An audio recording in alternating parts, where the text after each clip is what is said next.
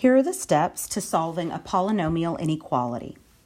First, we want to be sure the comparison is with 0. I see we're missing the word is here. Second, we want to find the zeros. Once we know what the zeros are, we will put them on a number line with the appropriate open or closed circle. Remember that the open circle will go with either a less than or a greater than. The closed circle happens with less than equal to or greater than equal to. Next, we find the sign of the function in the intervals created by the zeros. Then we will write our solution in interval notation. First, here we are definitely comparing with 0, correct? Next, we will look at the zeros. This first factor gives me a zero of 2. The second factor gives me a 0 of -4. The third factor gives me a 0 of -7. I want to note that this is greater than, which means I will have an open circle at all of those points. Let's put those points on our number line here. I have a -7, a -4, and a 2. Notice it's not worth our time and effort to put in all of the little tick marks. It's also not necessary at all to look at the spacing being correct or anything. We're just looking at where it goes on the number line. I want to be sure that I have an open circle actually at all of these spots. So let's fix that. Open circle at 7, open at -4, open at 2. If we want this to be greater than 0, we want to know where it is positive. What we're going to do is we're going to test some intervals here. We will start to the left of -7. I can choose any number I like. I am going to choose x equals -8, let's say. And all I'm interested in is the sign of each factor. So if I have a -8 and I plug that into the first factor, I'm going to have a negative answer, correct? In the second factor, a -8 would give me a negative number. And in the third factor, a -8 would give me a negative number. And 3 negatives multiplied together give me a negative. So from -infinity to -7, my function is negative. Next, we'll try something in this next set here between -7 and -4. Again, it doesn't matter. I'll pick -5. If my x value is -5, my first factor would be negative. My second factor would be negative, but my third factor would be positive. Negative times positive gives me positive. Next, between -4 and 2, I'll choose 0. I always choose 0 or 1 if I can. Plugging in the 0, my first factor negative, second factor positive, third factor positive. Between -4 and 2, my function is negative. And then to the right of 2, I'll choose 3. You could choose 7. You could choose 7,000. It doesn't matter. Plugging in the 3 gives me a positive first factor, positive second factor, positive third factor, which makes it all positive right there. To write my inequality, I want to know where it is positive. And remember that when we can't reach the number, when it has the open circle, it's also going to have a parenthesis. So I'm looking at, if we want to put it on top here, let's do that. Well, we'll do it on the bottom. We start from -7 to -4, parentheses on both, union to infinity, because we keep going to the right. Another one. First, we are going to look at our factors. The first factor gives me a 0 of 3. The second factor gives me a 0 of -1. And the third factor gives me a 0 of +8.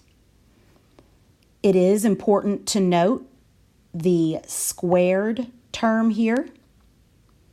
It is also important to note that we are looking at greater than or equal to, which means that we will be looking at a closed circle on the zeros, and in our interval notation, we will use brackets.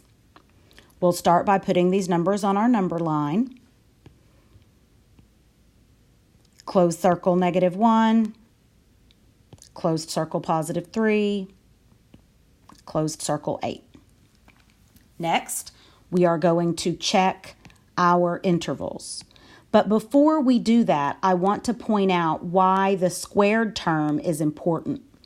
The squared term is important because regardless of the power of the factor itself, the sign, if x was a -50, I would have -49 for the factor, but when I square it, it's positive. So this factor will always be positive. Let's decide what we're going to try here. To the left of -1, let's look at x equals -2. If x is -2, the first factor is negative, second factor always positive, third factor negative, and negative times negative is positive. Between -1 and 3, I will try x equals 0, and I will have a negative, a positive, and a negative. So again, I have a positive factor. Shouldn't be surprising since -1 has a multiplicity of 2. Graphically, remember that's going to give us a bounce, correct? Between 3 and 8, let's say x equals 5.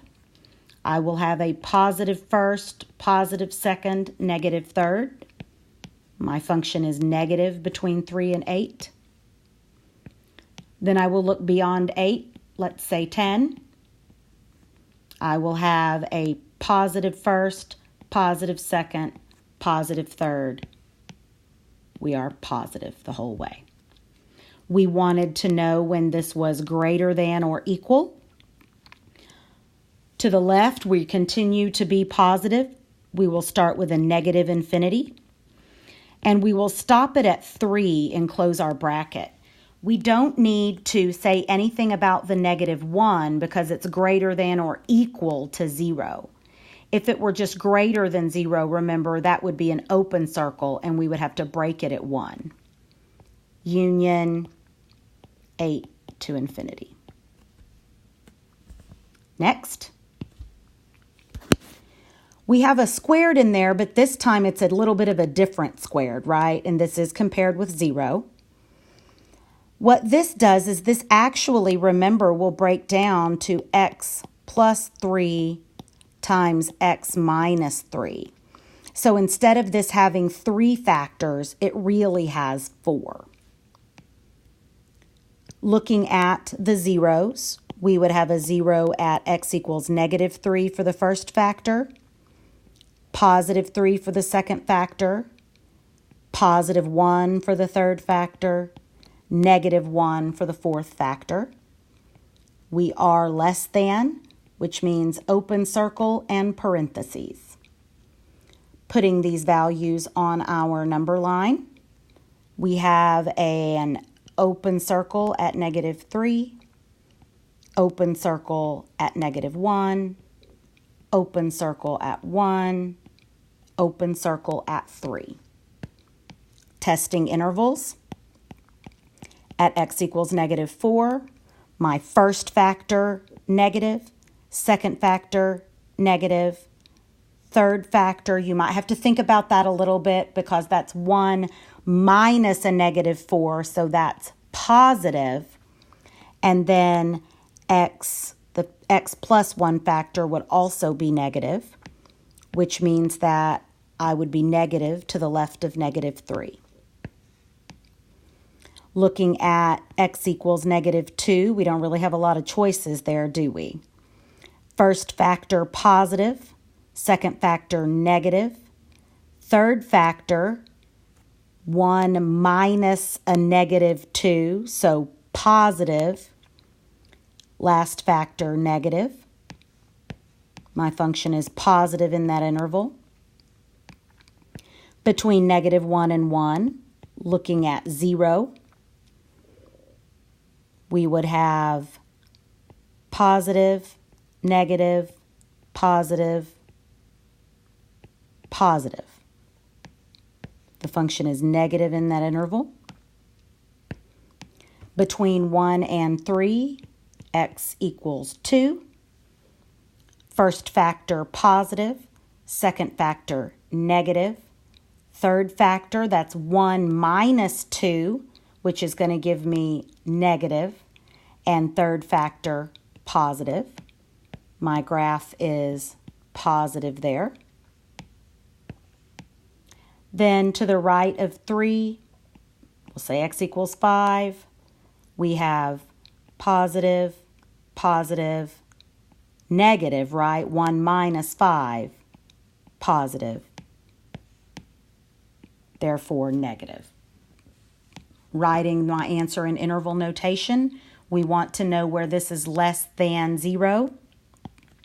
We start over at negative infinity to negative 3, parentheses, union negative 1 to 1, union 3 to infinity. Last one. Here, this one is a little bit different because it is not compared to 0. So we are going to need to compare it to 0 and factor it. In doing this work, if you look at the last line of writing, I have x squared times x plus 4 plus x plus 4. And what we're doing there is factoring by grouping. Remember that we assume I have a 1 out front. Also remember that these two are common factors, so I can pull that out. And we'll put our answer over here. We would have x squared plus 1 times x plus 4 is greater than 0. There we go. Sorry. The other thing that I will point out here is this x squared plus 1 cannot be pulled apart. If that was an x squared minus 1, it would be a difference of squares. It's an x squared plus 1. No matter what my x value is, it's going to be squared, so it'll be positive, and then we're adding something to it. So the first factor here will always be positive. That factor also does not result in any zeros, correct? Because there's no value of x that would make that factor 0. So the only 0 that we have is x equals negative 4. And that's going to be an open circle. So that's all I need to put on my graph. And then I can check the interval to the left of negative 4. How about negative 6? When I plug that in, I know my first factor is always positive, and my second factor would be negative. So I am negative there. And then to the right of 4, how about x equals 0? We would have positive, positive. My function is positive there. And I was looking for greater than 0. We cannot include the negative 4 because we're looking for greater than, not greater than or equal to, negative 4 to infinity. I hope you found this helpful.